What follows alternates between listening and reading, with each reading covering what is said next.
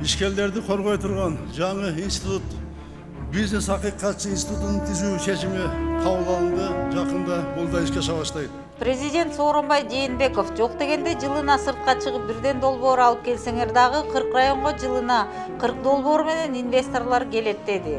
Ага чейин ички инвесторлорго жана сырттан келгендерге дагы бирдей шарт түзүлөрүн Россия каналына маек бергенде Мы белгилеген. хотим создать инвестиционный оазис для наших отечественных и иностранных предпринимателей и создать им равные условия. Бирок белгилүү болгондой майда чоң инвесторлор Кыргызстандан жаа бою каччу болду.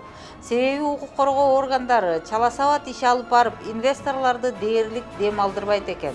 Муну президент дагы моюндайт.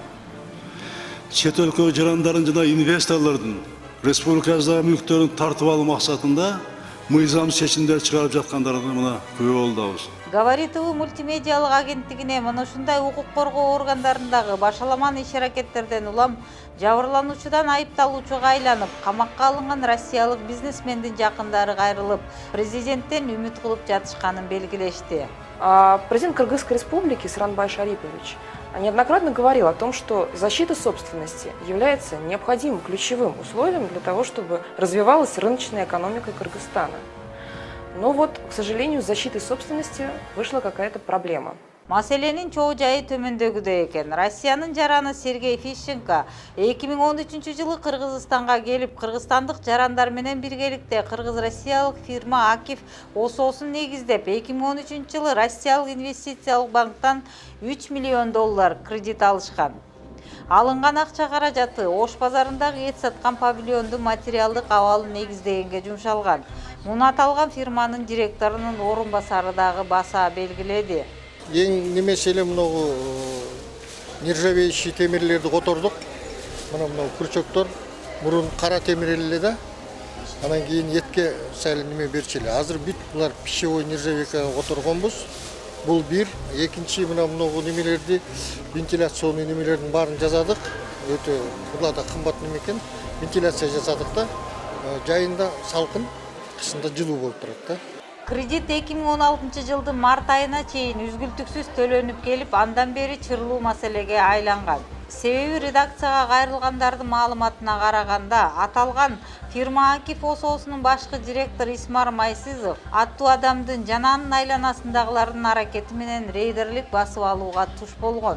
Муну ушундай деп эле атай берүүгө болот. Касаемо рейдерского захвата в 2016 году с марта месяца по декабрь 2016 года группой рейдеров во главе с бывшим генеральным директором Майсизовым, Аблямитовой и Абдекаровым ими было в течение 10 месяцев с ОСО Акиф выведено 33 миллионов сомов.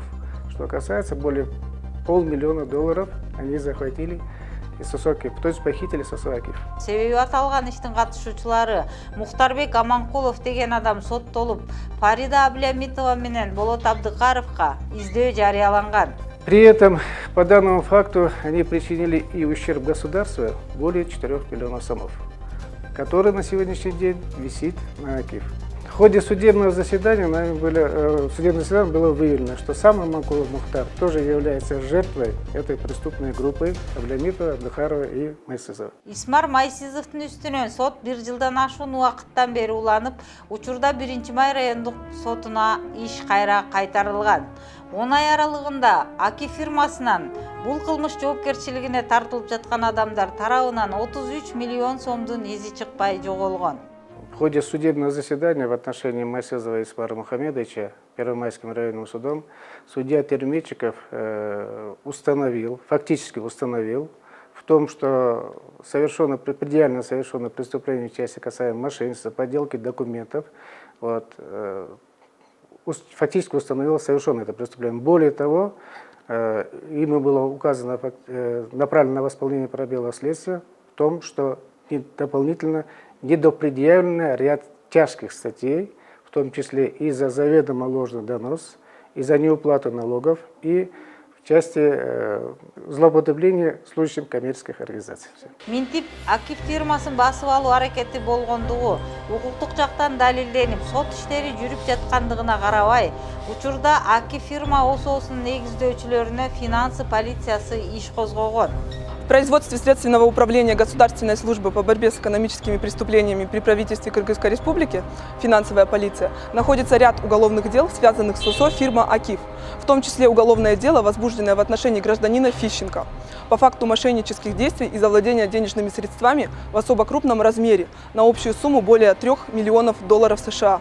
Так, в январе текущего года в порядке статьи 98 Уголовного процессуального кодекса Кыргызской Республики в качестве подозреваемого был задержан гражданин Фищенко СВ по подозрению в совершении преступления, предусмотренного статьями 39, 43, часть 2, 204, часть 3 Уголовного кодекса Кыргызской Республики. Мындай официалдуу маалымат берилип жатканы менен финансы полициясы козгогон кылмыш ишинде кызыктар арбын экен.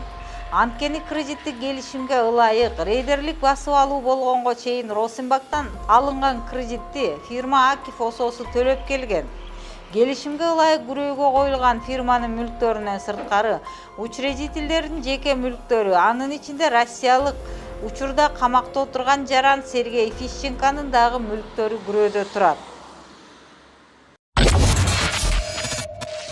Исмар Майсызов баштаган топтун кылмыштуу аракети жогоруда айтылгандай Мухтарбек Аманкуловго чыккан соттун чечими менен рейдерлик басып алуу экендиги аныкталыптыр. Кызыгы ушуга карабастан финансы полициясынын тергөөчүсү Сабиров Майсызовго тагылган алдамчылык жана жасалма документ боюнча айыпты алып салган.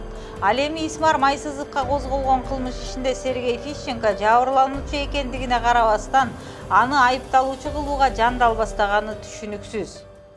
Что касается уведомления о подозрении Сергея Викторовича Фищенко, выдвинутым следователем Сабировым, хотелось бы отметить, что фактически подозрения ему выдвинуты по нелепым, совершенно нелепых деяний, по тому уголовному делу, которое до этого в процессе расследования 14 месяцев по нему велось следствие, и в процессе расследования дважды было прекращено за отсутствием состава преступления в действиях Фищенко. И судом была подтверждена законность принятого решения о прекращении уголовного дела.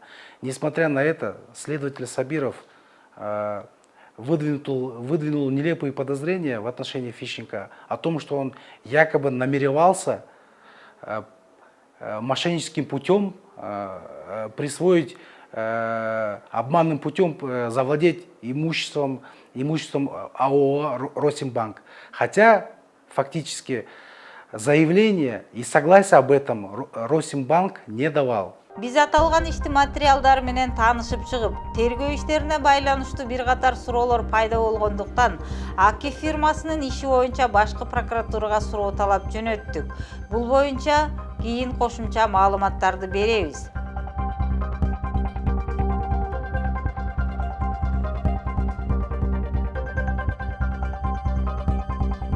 Кредитти берген Росенбанк менен байланышканыбызда банктын өкүлү «Акиф» фирмасы арыз берүүчү болуп саналбайт деген гана кыска жооп узатты.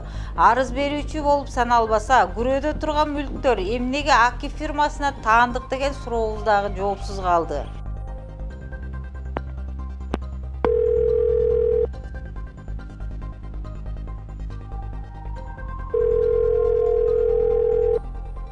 Кыскасы, «Акиф» фирмасынын рейдерлик басып алуу болгондугун Мухтарбек Аманкуловдун соттолушу жана Фарида Аблямитова Болот Абдыкаровго издөө жарыялагандыгы менен далилденип турат. Муну кайталай берүүнүн кажети жок. Ал эми Россиянын жараны болгон инвестор Сергей Фищенко эмненин негизинде камакта отурат. Жабырлануучудан кантип айыпталуучуга айланып калды. Айтор бул иште суроо арбын. Мой отец уже месяц, начиная с 28 января 2019 года, находится в СИЗО.